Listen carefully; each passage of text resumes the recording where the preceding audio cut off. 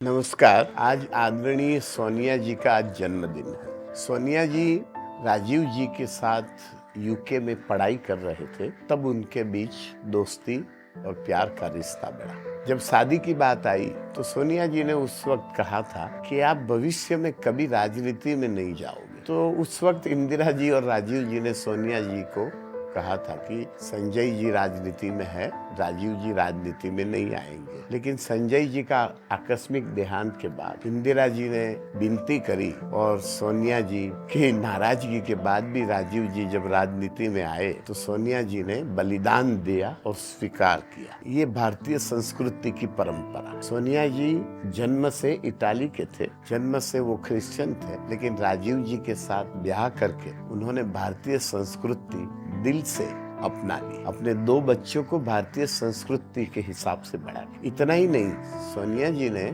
सबसे बड़ा, जब राजीव जी शहीद हो गए आतंकवाद के खिलाफ, तब सोनिया जी बिल्कुल टूट चुके थे, लेकिन बाद में इस देश के लिए वो राजनीति में आए। जब राजीव जी का देहांत हुआ तब सोनिया जी प्रधानमंत्री बन सकते थे, लेकिन सोनिया जी ने मना किया और पीवी नरसिंह राव जी प्रधानमंत्री। इतना ही नहीं, दोबारा 2004 में गठबंधन पूरा और सब कांग्रेस जन ने सोनिया जी को प्रधानमंत्री के लिए नियुक्त। सोनिया जी ने अस्वीकार किया। इतना ही नहीं, उन्होंने एक शिक्षित, ईमानदार, महान अर्थशास्त्री को प्रधानमंत्री नियुक्त किया। अब पूरे विश्व के लोकतंत्र में प्रधानमंत्री बनने के लिए जिस इंसान ने 2 बार मना किया हो, खुद, ऐसा एक एग्जाम्पल आप विश्व से निकाल दीजिए, इतिहास से निकालिए, वर्तमान से निकालिए, ये आपको कहीं नहीं मिलेगा। ये इसी वजह से उनको त्याग की मूर्ति कहा गया, बलिदान की मूर्ति कहा।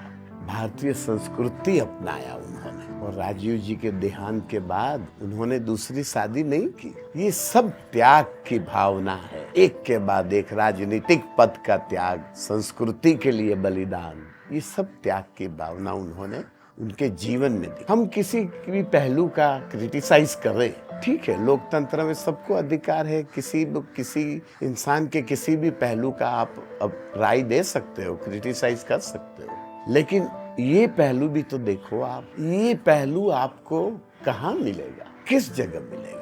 इस पहलू को आप गौर करिए और सोनिया जी को प्यार और दिल से, सम्मान के साथ जन्मदिन की शुभकामनाएं, अभिनंदन दीजिए और उनके स्वस्थ आयु की कामना करिए। और सोनिया जी की तरह पूरे देश में महिलाओं त्याग के बारे में अभ्यास करें, और महिला क्यों, पुरुष भी, मेल फीमेल सब लोग त्याग के बारे में गहन अभ्यास करेंगे ना, तभी हम बलिदान और त्याग, सेवा, समर्पण और भारतीय संस्कृति को समझना हमारे लिए आसान होगा। फिर से अभिनंदन, शुभकामना आप सबको भी, और सोनिया जी को, आप सबको धन्यवाद।